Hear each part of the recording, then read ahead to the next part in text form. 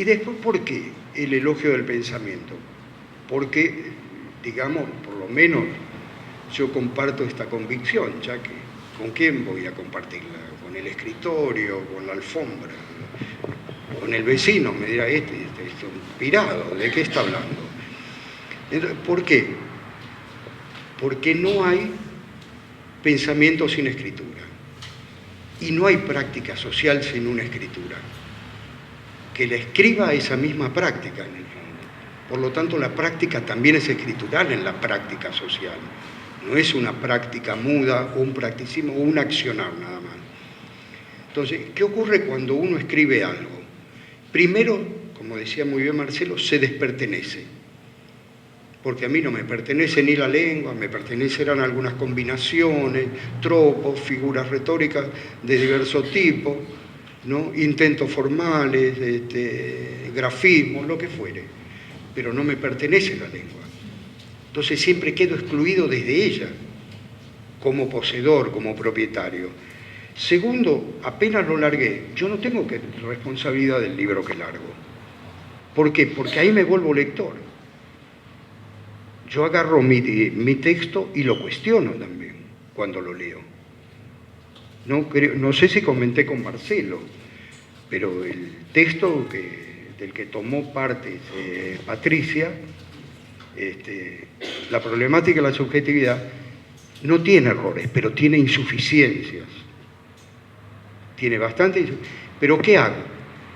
Mi obligación es corregirla en el otro libro. En este corregí una de la problemática de la subjetividad. Dejar las insuficiencias que indica para mí en la escritura. Dos cosas capitales. El próximo, sí, es verdad, pero implica otra cosa. Primero, no estar en el lugar de Dios, la escritura perfecta, ¿no?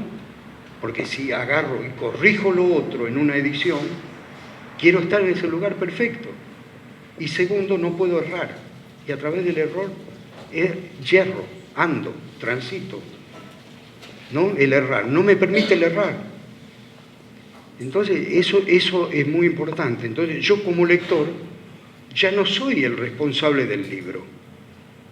Soy un responsable como lector que tengo que objetar eso que es en un próximo libro.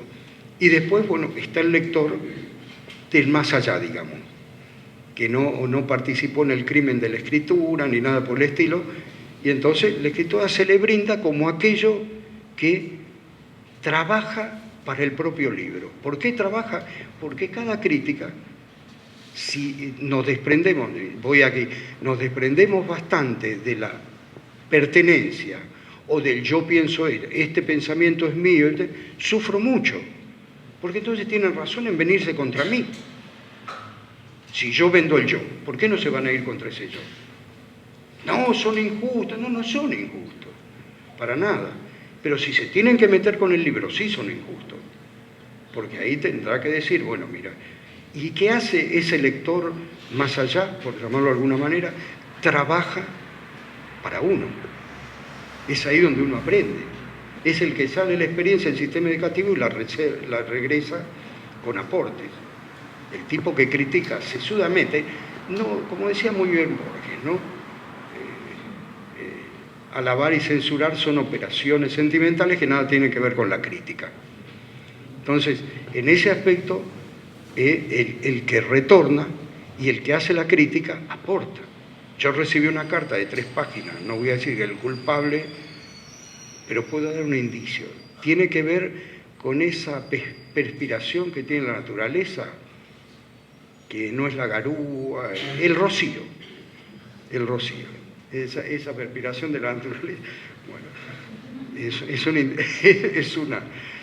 en esa hay una dimensión crítica, a mí me aportó abrir el ojo, a ver qué es esto, pregunta que yo no me había hecho, trabaja para mí,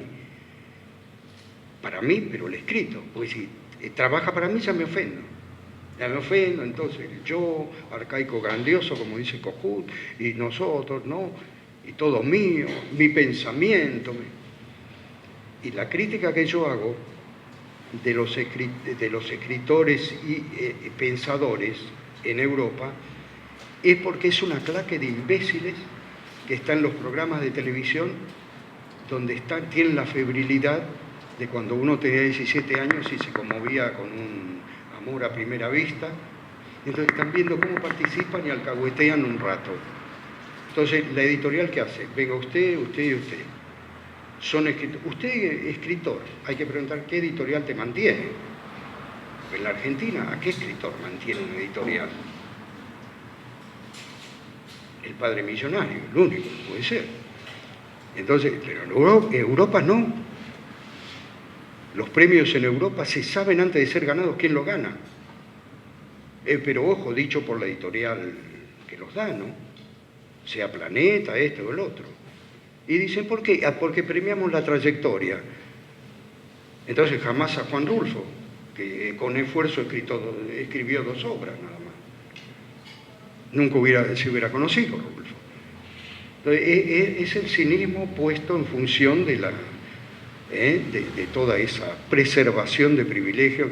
El escritor es que responde a una editorial, cuando uno vive escritor. Acá uno dice escritor y dice, no, tipo esforzado, que lucha por algún reconocimiento, que siempre es grato tenerlo, como no, estimula, pero no la posesión, porque entonces no hay que ofenderse. Si uno personaliza, como decía el viejo Schopenhauer, la falacia domina, dice en realidad hay que decir falacia personalis, esa es la persona, ¿no? Entonces es verdad, si yo digo que es mío, hacen bien en darme a mí, y bueno, responde vos por tu propiedad. Yo digo que no es mío. No es mío porque me he vuelto como lector, absorbo la crítica y somos 3 trabajando para la cultura, no uno solo como padre precursor. Entonces, así hacemos los héroes intelectuales, por lo menos la sociedad del espectáculo. Yo voy a contar una anécdota para no lucir. Un día, caminando por París, paso por la Coupole. Entonces veo un señor, yo era joven en ese momento, veo un señor, dije, bueno, así me dice, tomamos un café, lo pagó él, me levanté, le agradecí, ¿quién era? Jean-Paul Sartre. Porque no había sociedad del espectáculo, no había sociedad del espectáculo. Y no hago elogio, yo admiro más un libro de él que la porquería que me venden como ensayo, ¿no? Que es una basura ver quién es el mejor periodista. Y mejores periodistas no hay periodistas bien pagados y mal pagados. Eso es todo. La Nación paga bien, tiene algunos mejores que Clarín, pero no es uno mejor que otro. Entonces, en ese aspecto a lo que me refiero es a que el elogio del pensamiento va en función de la producción cultural también. Yo me siento descansado cuando hago un libro, porque no tengo por qué defenderlo. O se defiende solo o lo corrijo con el otro, y se acabó. Y lo que esa perspiración de la naturaleza me dio es que hay una serie de preguntas que yo no me había hecho. A partir de hoy hay que hacérselas. En ese sentido, la escritura siempre es un gesto de agradecimiento.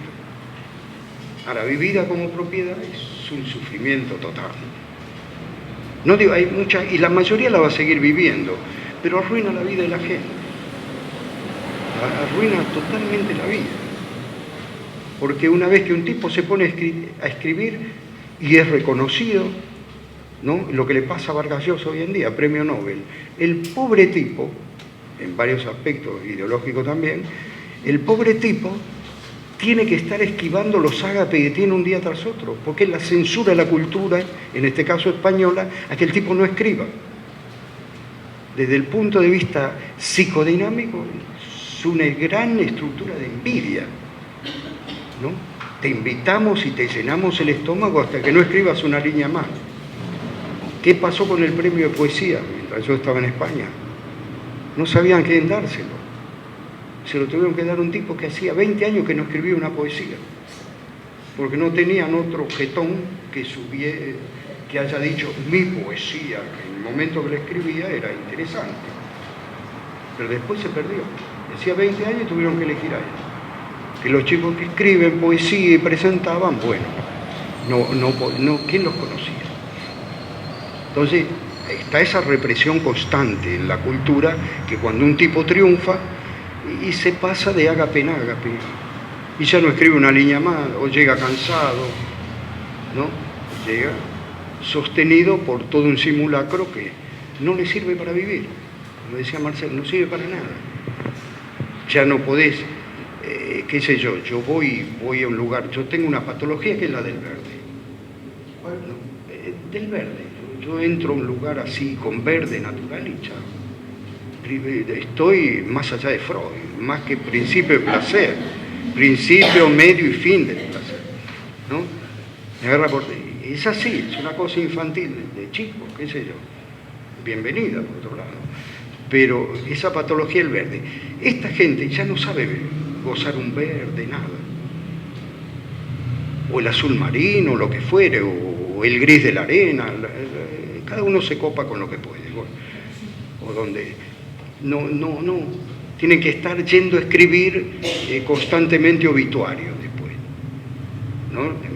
Murió tal escritor, ahí tienen al grafómano de Vargas Llosa escribiendo obituarios para el que murió, cuando el pobre tipo. Y últimamente criticado, ¿por qué? Porque empezó a huir de los Zárate. Se vieron que tonto no es, le llenaban el estómago, y no escribió una línea.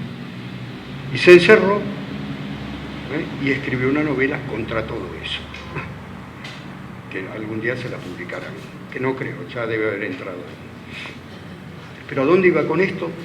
Que el escribir no es un hecho ingenuo, la escritura no es un hecho ingenuo, es un hecho transformador revolucionario, ¿no?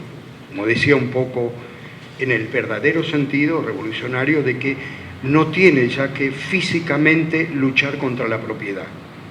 Lo hace en el plano simbólico de una manera impresionante. Por eso estaba el elogio de esto. Y mi justificación no es, como pueden sospechar en esta facultad, una racionalización, es una justificación. Le hago justicia a lo que realmente es, eso es la justificación.